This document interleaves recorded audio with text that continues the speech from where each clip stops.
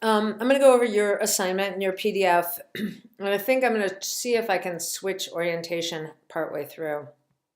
Um, so there's a lot of energy and kind of excitement in your pictures. This looks like it's some kind of a funny backdrop. Is that what it is? Maybe. What is it exactly that's happening? It's a mural? Anyway, so you have like this, what I notice off the bat is this kind of emotion that comes through in your pictures. You definitely like getting people with this kind of happiness. And for the most part, it feels pretty genuine, which is nice. That's a good skill to have. It's not that easy. Um, so yeah, so that's something that's really, really striking to begin with about your pictures is that kind of genuine happiness. I'm gonna see if I can turn it now. Not that way, that way. We can go over these. This one in some ways is one of my favorites, this kind of expression that he's giving you that has this like, it's more, I mean, so you've got the pictures where you're, showing people happy, which is interesting and nice, but then this has a little bit more kind of complexity, right? A little bit more intrigue. I'm interested in the interaction and the expression. I don't have to know him to be pulled into that. Also, the way you photographed his face, the sharpness, the lines on his face, the beard, that is really interesting to me. One of the big problems with this picture is you photographed against a window, and that really, well, you did it okay with the exposure, so his face is okay.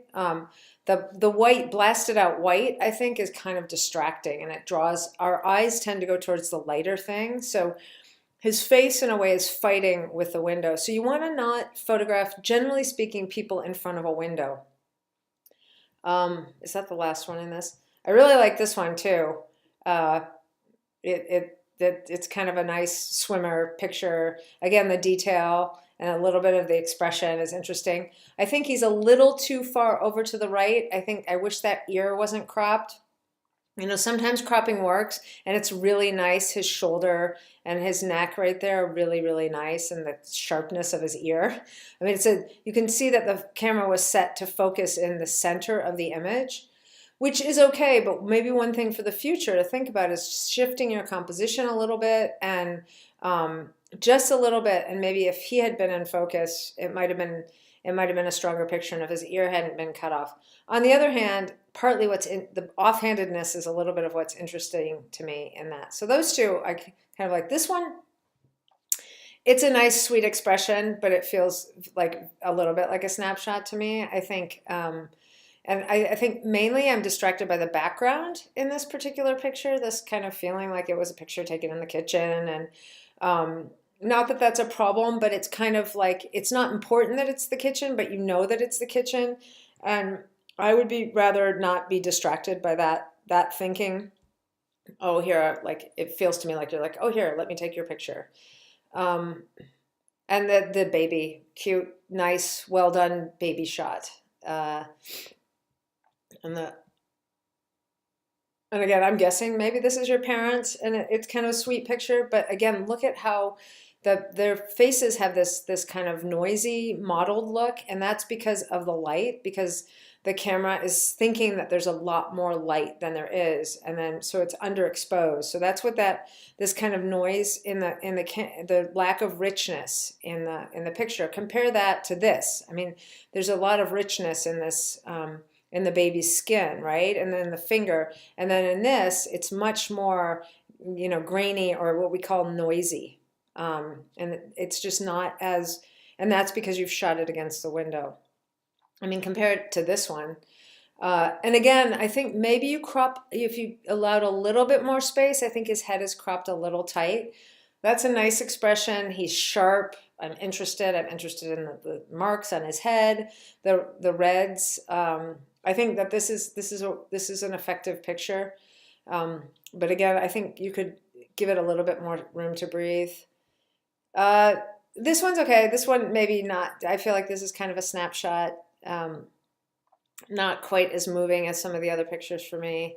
And I talked about earlier, you get this emotion. This feels like a little bit more of of a more posed portrait, what they call environmental portrait. You've got, you know, the Bob Marley poster and the trumpet and the electric guitar and that like bottoms of his shoes and the Thrasher t-shirt. So this kind of idea of this guy expressed through these objects, and I think it's a nice idea, and I like his expression.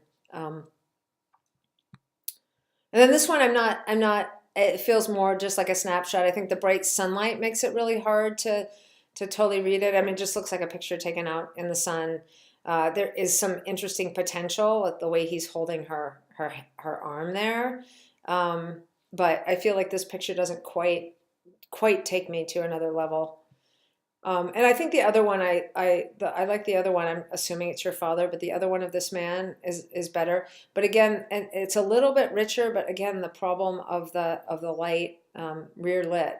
So anyway, some emotional content there that's quite nice, and I think you have a good eye. I think, you know, working on some of those technical things, the backlighting, the focus, the composition, and then starting to think about what the pictures mean. One of the things I'd ask you to think about at this point is what do you like the best? Which of these pictures do you feel like you made a discovery in? That's a good question to ask yourself. Like, what picture surprised you, or what picture feels like it resonates beyond just being what I'm assuming are family pictures? But it's a really nice start, and I'm eager to see where you go from here.